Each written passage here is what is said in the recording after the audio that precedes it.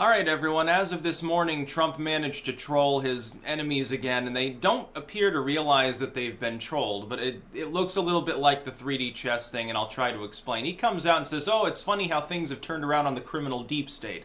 Basically, the deep state, the general lexicon of corrupt government establishment, sort of entrenched intel agencies, bureaus, people within politics. That they've started a fake Russia investigation, of a scam investigation designed to try to erode his presidency, number one. And then number two, my speculation has always been it was a snowball effect after the Democrats realized how well the Russia narrative worked to deflect off the DNC email leaks. They blamed Russian hackers despite the fact that it was almost certainly an internal leak by a disgruntled Bernie fan. They realized that they would lose the election if the truth came out. They realized absolutely that they would lose. To salvage the situation, they had no choice but to deflect. So we get this weird situation where Donna Brazile is talking about the emails being stolen, so she won't address them, while claiming the emails weren't stolen. They were actually leaked by WikiLeaks separately. They were submitted to them. That's not stealing, of course. That's a little bit different.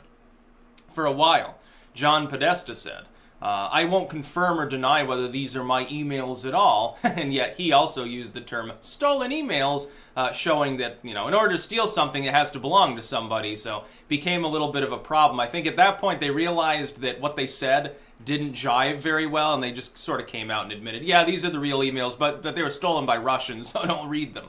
Please don't read them, Democratic voters. You might realize how slimy we are. Trump, though, has the liberal side of Twitter, especially right now, in a tizzy. Their heads are spinning, and they're actually defending the criminal deep state using that actual terminology. That's what's trending. That psychologically speaking, from the outside looking in, what's an unbiased observer seeing right now? Trump is calling out an entrenched criminal enterprise within the U.S. government that he was hired in part to destroy. And his opponents are so brain dead, they're actually defending those criminals.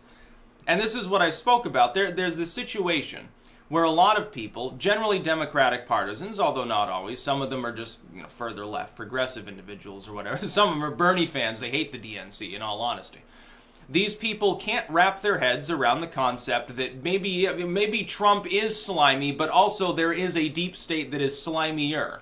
They're incapable of understanding that. They look at Trump and they think he's far right. They don't realize that he's a New York, Manhattan billionaire who's been a business Democrat his entire life until he showed up for CPAC a couple times and became the darling of the Republican Party, who, by the way, even Democrats wanted to run. Back then, a lot of Democrats said, oh, wow, if Trump runs, I'll vote for him. It'd be the first time I'd vote for a Republican. But because Trump comes out and uses an interesting political strategy, he's got people mixed up thinking that he's a far-righter, that he suddenly, after 65 years of his life being a moderate, being basically a liberal in the initial sense, in the sense of maybe the Reagan era, so a cool, laid-back business Democrat who doesn't want to stand in the way of industry and wants to lower the tax rate and not go after guns. After decades of that, all of a sudden he became a Rubish Bible thumper, which makes no sense whatsoever, and he's fooled people into believing this, but he's never going to address this issue. Look, I'll address it, and I'll say you're totally wrong about Donald Trump. Even a lot of his fans don't know anything about him. They're following ghosts. He's got them completely propagandized. He's turned their brains to mush, which is really funny. The only reason that I don't consider this horrifying is that I don't think that he's doing it for ill purpose. I think he's doing it because he realizes if he doesn't do it, the literal deep state that does exist is going to have him impeached. He's got to outmaneuver them and defeat them first before he can really get down to the meat and bones of doing buttfuck anything. If I thought for a moment he was being malevolent in turning people's brains to mush, I'd have to do a video series telling people how fucking dangerous the game they were playing was. Right now, though, I don't see that as a fact. I see him as the more libertarian alternative to the deep state, yeah. The globalists. Quite clearly, they're imperialistic. They're authoritarian imperialists that want the whole world to be enslaved. They don't care what race you are, what your age is, what your gender is. They're very, very utopian and equal. They're very egalitarian when it comes to enslaving people. You're not part of their club. They want to enslave you. You can have a little bit better, a little bit bigger gilded cage if you want to. If you rise up to maybe the middle class, you can be a little bit more comfy. The breadcrumbs they throw you will be a little bit tastier, but you're still a slave. Ultimately, you're basically just a robot to them. You're designed as a robot to do their bidding. It almost gets a little bit into the Anunnaki-ish stuff that makes people slightly uncomfortable, makes people think that you're going off into conspiracy land. But it is a spiritual overlap. I'm talking in the mythological sense, of course. Trump, meanwhile, is apparently not so much into globalism. He's at least making an attempt, it seems, to restore order within our republic. Unfortunately, all of his foes are so socially alienated, the hashtag resist, the pink hats and stuff. They just can't understand that there's corruption in government. He's actually managed to convince the liberals to defend big government in the sense of things like surveillance and the police state, big brother sort of stuff. The same things they fought against 10 years ago, they now defend. He's forced them into a position where they inevitably become the losers because the paradigm is shifting over, and that's probably part of his strategy. Trump has been through several social and economic paradigms. He obviously has some understanding of how these things work. The shift in society right now is monumental. If he can therefore maneuver his ideological opponents into a position that'll be impossible to defend over the next paradigm, he can crush them almost out of existence. He could render liberalism in the diseased postmodernistic sense to the dustbin of history. Best thing, by the way, for this country. Because then you probably get a restoration of what liberalism initially was, which is basically, it is a little bit like a Trump platform. You care about your own workers, about your native civilization, because that's what the government is there to actually represent. You're not haranguing about moral issues. You try, at least to some degree, to be decent and meritocratic in nature. That's sort of the JFK and pre-era liberalism that you should have stayed with, and which was abandoned in the wake of Lyndon B. Johnson and his race baiting strategy, which is basically what it amounted to. He himself was a virulent bigot. He didn't pass the Civil Rights Act out of the kindness of his heart or out of any sense of morality.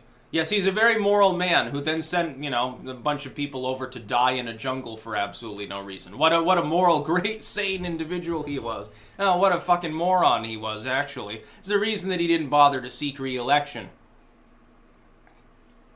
Finishes out for JFK and gets a term, and then he's like, no, I don't know if I'm feeling it. Then he goes off and grows a beard and becomes apparently disheveled and somewhat maniacal and paranoid towards the end of his life. He suffered a great deal and probably deserved it.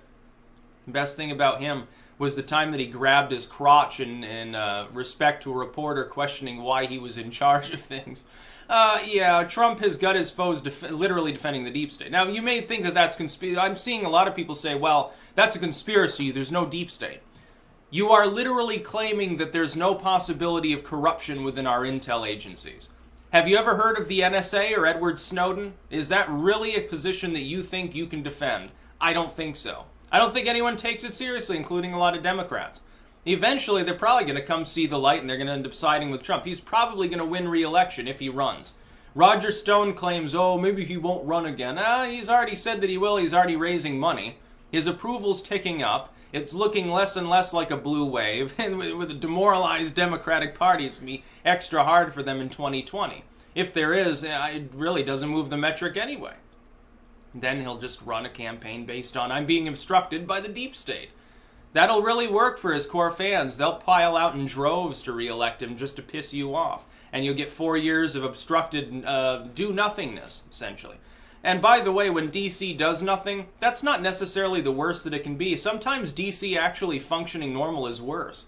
As you see maybe with gun control, they get their act together and they agree in spirit upon the worst aspects of legalism you can have. They can never agree on things that are good.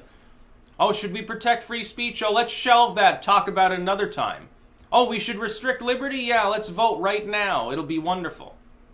And then these same people, he's got them proclaiming that Congress is too authoritarian. That's very, very funny. You do realize that Congress is going to be swiftly run by Democrats that'll do the same thing. It's like the nuclear option. When the Republicans and Democrats at this point have both invoked it for certain nominees. It's interesting. And that was a can of worms that should never have been opened. I warned against the Republicans doing that at the time, but they did anyway. It was a big mistake. It's going to come back to bite the GOP in the ass at some point. That's another prediction that you can take to the bank. Look forward to the next few incarnations of Congress, and you'll see exactly why. It's, of course, not evident at this time. Donald Trump has his foes defending the establishment. So they're the establishmentarians. The Democrats have become the establishment party. Thank you for admitting it. Thank you for playing Trump's game and thinking you can win. Yes, you go on The Apprentice and try to talk down to Donald Trump. You go into wrestling expecting to win, but Donald Trump wrote up the script personally. It's not going to work. You're not going to be able to outmaneuver him. You're going to have to give him some leeway. The best thing the Democrats could do right now is work with him on major issues in the lead up to the midterms and save some degree of face. But they're probably not going to do that. They're going to keep pressing the button that hits them on the head with the hammer because they're just incapable of learning. And that goes for a lot of Republicans too. There are still never Trumpers out there that swear up and down that Trump's going to destroy the party. He's busy rebuilding it into something that can last the next 20, 30 years of paradigm shift. That's what he's doing. He's saving your fucking party, but you're too stupid to see that. That's about all. Peace out.